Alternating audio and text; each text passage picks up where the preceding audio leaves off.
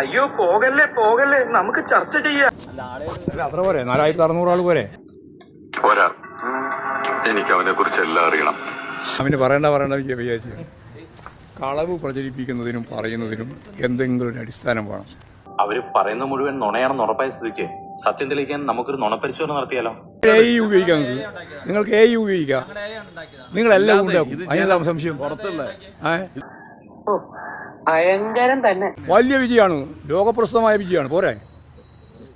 ലോകപ്രസിദ്ധമായ വിജയം എന്ന് പറയുമ്പോൾ മലയാളം മനസ്സായ ഈ ലോകം എന്ന് പറയുമ്പോ ഈ പാകിസ്ഥാനൊക്കെ പെടില്ലേ? അങ്ങനെ ഞാൻ പണിയെടുത്തിട്ട് പാകിസ്ഥാൻ നന്നാവണ്ട. ാണോ ഉപയോഗിക്കുന്നത്? അതല്ല നിങ്ങൾ ഉപയോഗിച്ചോ? പക്ഷെ ജനങ്ങളെല്ലാം ഇത് കാണുന്നുണ്ട്. പക്ഷെ ജനത്തിന് ഇപ്പൊ തിരിച്ചറിവ് വന്നു തുടങ്ങി. എന്നെ 10 കൊല്ലം ഒന്നും ചെയ്യാതെ ഇലക്ഷൻ അടുത്ത ഉടനെ ഞങ്ങൾ സംഗമം നടത്താൻ പോകുന്നു, വികസനം നടത്താൻ പോകുന്നു പറയേണ്ടത്. ഇതിന്റെ കള്ളി ജനങ്ങൾ മനസ്സിലാക്കി, യഥാർത്ഥ വിശ്വാസികൾ മനസ്സിലാക്കി, അയ്യപ്പ ഭക്തന്മാർ മനസ്സിലാക്കി. അയ്യപ്പനെ വെച്ചുകൊണ്ടുള്ള ഈ ഇലക്ഷൻ കളിയുണ്ടല്ലോ, അത് വേണ്ടാന്ന് അയ്യപ്പനും അങ്ങ് തീരുമാനിച്ചു. അതിന്റെ ഫലമാണ് അവിടെ ഉണ്ടായ കാര്യങ്ങൾ. അത് മനസ്സിലാക്കുക.